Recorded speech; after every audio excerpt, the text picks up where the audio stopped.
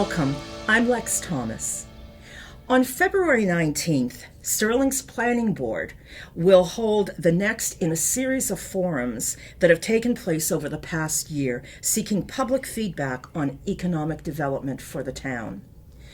One of the people most instrumental in economic development and the planning of the town is town planner Stephen Wallace, and I am very pleased to invite him and welcome him as my guest today. Thank you, Lex. Please describe the process that has brought us to this point. Now, I know we started with forums a year ago. What happened then, and how have we got from there to here? Well, as Sterling's new town planner, I wanted to professionalize the zoning update process instead of having the planning board write a zoning article on their own and then bring it to town meeting as a take it or leave it proposition and people not really understanding what the board was trying to do. I went back to a tried and true formula that's worked for me in the past, which is write your zoning proposal and shop it around to all the relevant boards, commissions, and committees, hold some public forums on them, get some input, revise the bylaw accordingly, and then bring it to town meeting. And by the time you get to town meeting, everyone knows what you're doing, why you're doing it, they're familiar with it, and hopefully you've addressed their concerns before it shows up on the town meeting floor. So that's the process. I do want to talk a bit about growth in Sterling, and that it's going to happen no matter what. The idea that Sterling can pull up the drawbridge and say we're full, that's not possible. If it was, every community in Massachusetts would have done that by now. So growth is going to happen, and whether it happens willy-nilly without any planning, or whether you choose to plan wisely for the accommodation of growth, I would say if you're going to choose the latter, you're not going to be able to do that with a zoning bylaw that was written 45 years ago. So my first order of business in coming to Sterling was a complete overhaul of the town zoning bylaw. Now, when you talk about public awareness and public knowledge, one of the first questions I would ask and ask you to explain is, why does zoning matter? What's the difference? What is zoning? Zoning is the orderly layout of your community. You don't want industry next to a residential development. You want to have a concentration of your commercial development so that you have a vibrant village center like we have here. It sets the density standards. It says what's allowed and where it's allowed. It's really the orderly development of your community. And it should flow from a master planning process whereby you involve the community in writing down what it wants for itself in the future and then putting together recommendations on how to get there. And Sterling did that in 2002. So that's been my guidebook in terms of crafting zoning proposals. We're going to do the zoning rewrite in-house and save the town a lot of money by doing so. But to do that, you've got to break it into manageable pieces. So year one, the current year, we're tackling the economic development aspects of zoning. Next year, this current calendar year, we're going to work on residential. And then the third year, we'll tackle whatever's left. Sign bylaw, parking, things like that. Now, the forums that happened a year ago, last March, almost a year ago, I remember people were really quite specific about the kinds of businesses that they would welcome into the community, as well as those that would not really get a favorable response. Talk a little bit about that. What were the indications at that point? Well, the focus was on what's known in our zoning as the performance zone. And that is an 80-acre zoning district located in the south of town along Route 140 near our interchange with I-190 in West Boylston. And that district, it's been on the books for a good 30 years, and it's been totally underutilized.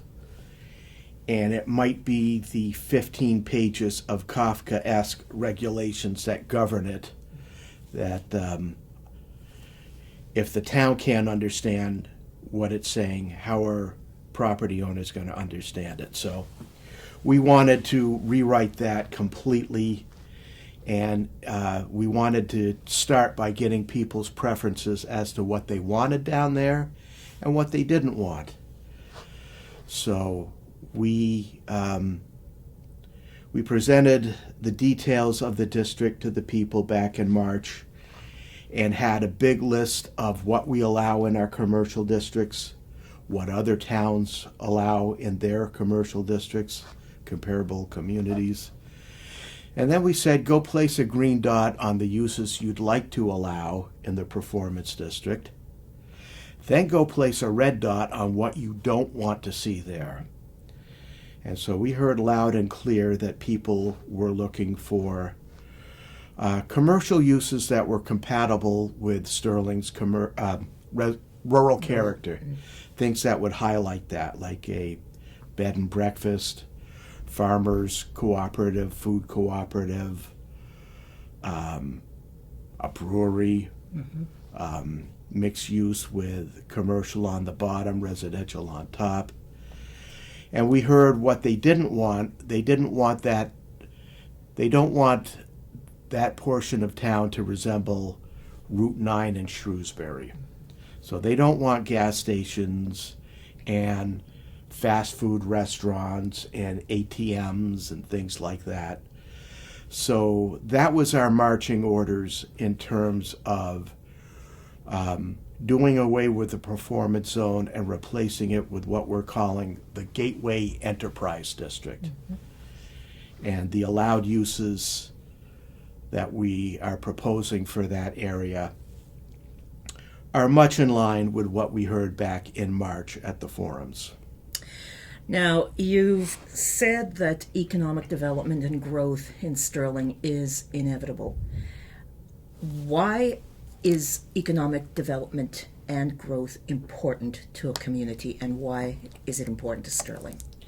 Well, economic development is a benefit to the town in that it pays more in taxes than it costs to service. Now, this is a point I've been driving home for the past 2 years. I've looked at over 200 cost of community service studies, and they all tell me the same thing. Economic development pays more in taxes than it costs in service. In Sterling's case, we had a cost of community service study done back in 2009 by the American Farmland Trust. They've done such studies for over 50 New England communities by now. And it showed that for every dollar generated by economic development, it costs the town about 26 cents to service. So it's a net plus.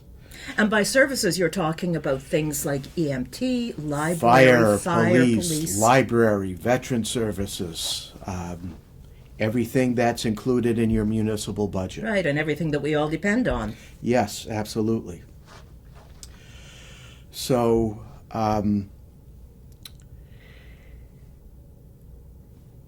we also found through cost of community service studies that residential development does not pay for every tax dollar generated by residential development, it costs the town about $1.10 to service. Mm-hmm. So it's a net loser for the town, right, tax-wise. Mm-hmm. So you do want to have a healthy balance of economic development in your town, simply because the tax revenue generated from that is going to take some relief for the homeowners and their contribution to the town budget. So, and since Sterling is running out of commercial land, we've really only got about 20 acres left of vacant, buildable, commercially zoned land. We want to address that. Right. Now, what is going to make the Gateway the Gateway Enterprise District attractive for businesses? Well, the first thing that's going to attract economic development is its location, its proximity to the I-190 interchange. Secondly, we do have municipal water down there. Mm-hmm. Thirdly, we do have a top-rated lighting department that can provide high-speed internet service to any business that goes down there. And we're also partnering with the Regional Chamber of Commerce, the North Central Mass Regional Chamber of Commerce. So anyone going in there that needs help getting their business off the ground can avail themselves of the chamber as a resource. Whether you're looking for a site development analysis, whether you're looking for job training, job recruitment, whether you're looking for seed money to get your business off the ground. They've been a great resource for towns in our area, and we will take full advantage of them. Now, what is going to be the process now for getting the Gateway Enterprise District approved to get this off the ground? We need to take it to town meeting. Mm-hmm.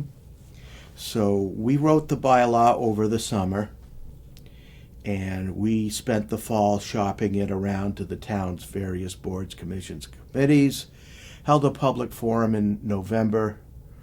We're holding one more on February 19th.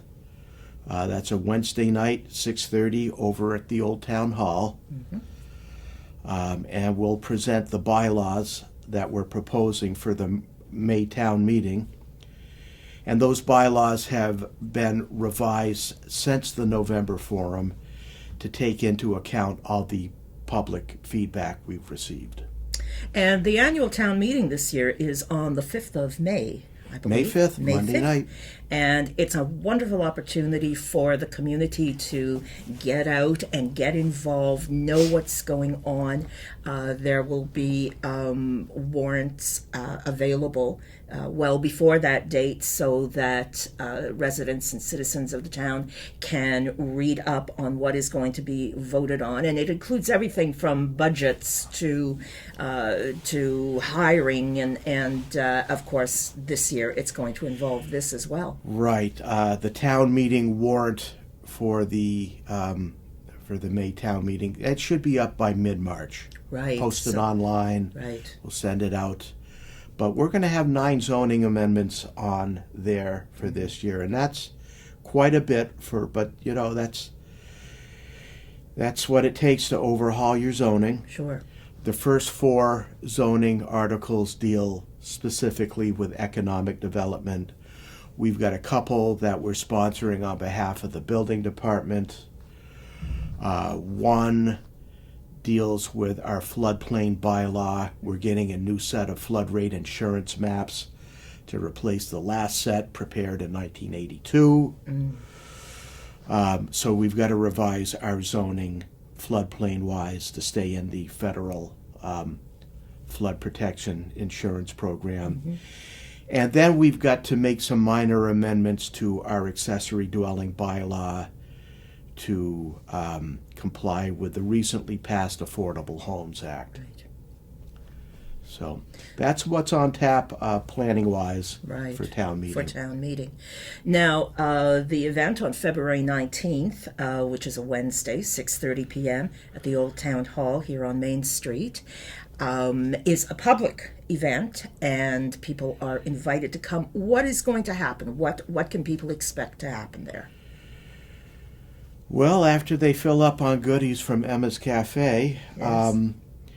we're going to go over our zoning proposals, what we're proposing, why we're proposing them, the feedback we received over the course of the fall, take any questions. Hopefully what we've come up with will be supported by the community, but this is one of their last chances to give us feedback on our zoning proposals. We're also going to have a required public hearing. The planning board is on Thursday. It's either March 12th or the 13th. I can't remember the date off my head, but yeah, we've got to have a required public hearing over at Town Hall on these. It is my hope that by the time we get to there, based on what we hear at the February forum, that those proposals will be ready to forward to town meeting. You've had a busy year. That's why I'm here. Yeah. So some good events here for our residents of Sterling. Coming up February 19th, that's a Wednesday, 6:30 p.m. at the Old Town Hall.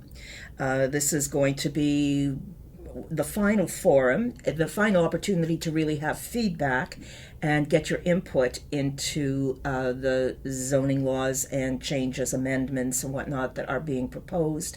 And then, of course, annual town meeting on May 5th, the opportunity to vote and to voice your opinions and your support for these initiatives, which are really going to bring Sterling into the new century. And when we're talking about laws and regulations that are dating from the 60s, the 70s, the 80s, even the early 2000s, that's now a long time ago. It is. It doesn't really feel like it, but it is. Yeah, so. Yeah. Thank you so much, Stephen. One more thing I'd like to mention.